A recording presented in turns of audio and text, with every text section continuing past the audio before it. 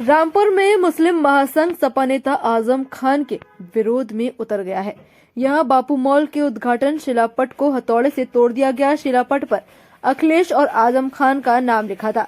महासंघ के राष्ट्रीय अध्यक्ष फरहत अली खान ने कहा कि जिस व्यक्ति को वोट देने का अधिकार नहीं, उसका नाम भी कहीं दिखाई नहीं देना चाहिए। आजम खान को मुस्लिम बताते हुए कहा कि प्रशासन को खुद ही नामो निशान तोड़वा देने चाहिए, अन्यथा वे खुद सारे नाम और निशान मिटवा देंगे।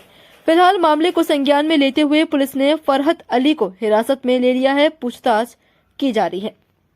सपा नेता आजम खान की सत्ता उखाड़ने वाले आईएएस आंजनेय कुमार सिंह अभी 1 साल और पद पर बने रहेंगे।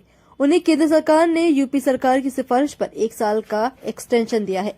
यह पहली बार नहीं है। एक एक करके आंजनेय को 8 साल की प्रतिनियुक्ति पूरी कर चुके हैं। पहली बार 5 साल, दूसरी बार 3 साल और अब 1 साल के लिए एक्सटेंशन मिला है। 2005 बैच के सिक्किम कैडर के आईएएस अधिकारी आंजनेय कुमार सिंह 16 फरवरी 2015 से यूपी में प्रतिनियुक्ति पर है। उनकी प्रतिनियुक्ति अवधि 14 फरवरी 2023 को पूरी होने के बाद आंजनेय अवकाश पर चले गए। इस बीच राज्य सरकार ने आंजनेय की प्रतिनियुक्ति 1 साल के लिए बढ़ाने के लिए केंद्र सरकार को प्रस्ताव भेजा था, जिसे केंद्र सरकार ने स्वीकार कर लिया। उलेमा-ए-हिंद के कार्यक्रम में अरशद मदनी का पूरा बयान गलत था, इसलिए मैंने मंच से ही उनका विरोध किया। अगर मैं विरोध न करता तो देश में सामाजिक अलगाव और सनातन का अपमान होता। लखनऊ पहुंचे जैन धर्म गुरु डॉक्टर लोकेश मुनि ने बताया कि दिल्ली के अधिवेशन में क्या हुआ। राम मंदिर और रामचरितमानस के विवाद पर उन्होंने बेबाकी से अपनी बात रखी। अब आपको बताते हैं कि दिल्ली में हुए अधिवेशन में आखिर हुआ क्या था।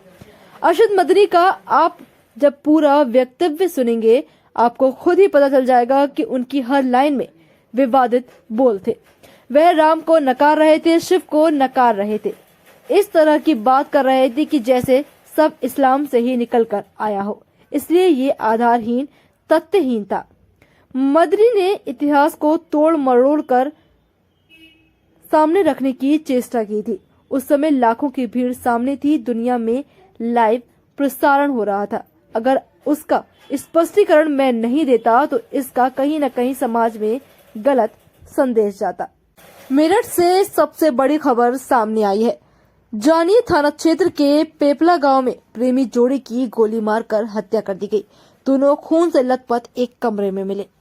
ऑनर किलिंग की आशंका जताई जा रही है। जानकारी मिलते ही एसएसपी पुलिस बल समेत मौके पर पहुंचे। पुलिस मामले की जांच कर रही है। पूरी वारदात लड़की के घर में हुई थी। प्रेमी की डेड बॉडी प्रेमिका के घर में सोफे पर पड़ी मिली। प्रेमी की कनपट्टी पर गोली मारी गई है। वहीं पास में ही प्रेमिका बेसुध हालत में पड़ी थी। उसकी छाती में गोली लगी थी। प्रेमिका को उसके परिजन इलाज के लिए सुभारती अस्पताल ले गए, जहां उसकी इलाज के दौरान ही मौत हो गई। प्रेमी का नाम शुभम है, जबकि प्रेमिका का नाम साक्षी। एसएसपी रोहित सिंह सजवाल ने बताया कि लड़की के घर में ही प्रेमी का शव गोली लगा हुआ मिला था। पास ही प्रेमिका बेहोश पड़ी थी। लड़की के परिजनों ने बताया कि जब वो घर पहुंचे तब युवती की सांसें चल रही थी। वो उसे सुभारती अस्पताल में इलाज के लिए ले गए, जहां लड़की की मौत हो गई। मौके से अवैध तमंचा भी बरामद हुआ है। ग्वालियर के 2 साल पुराने बहुचर्चित रेप केस में सीबीआई रिपोर्ट आने के बाद पीड़िता के लगाए गए आरोप झूठे साबित होते दिख रहे हैं। सीबीआई ने हाईकोर्ट में पेश की अपनी जांच रिपोर्ट में पीड़िता के आरोपों को एक सिरे से खारिज कर दिया गया है। 15 साल की लड़की ने 2 लोगों पर रेप और धमकाने का आरोप लगाया था। जांच रिपोर्ट में सीबीआई ने पीड़िता पर ही जांच में सहयोग नहीं करने के आरोप लगाए। इतना ही नहीं, मौके से कलेक्ट सीमन का डीएनए भी पीड़िता के मुंह बोले भाई से मैच हुआ है। इससे यह माना जा रहा है कि घटना वाले दिन मुंह बोले भाई ने ही पीड़िता से रिलेशन बनाए थे। इस बहुचर्चित रेप केस में लापरवाही बरतने पर हाईकोर्ट के आदेश पर एएसपी, सीएसपी और 2 टीआई को ग्वालियर अंचल से बाहर जाना पड़ा था।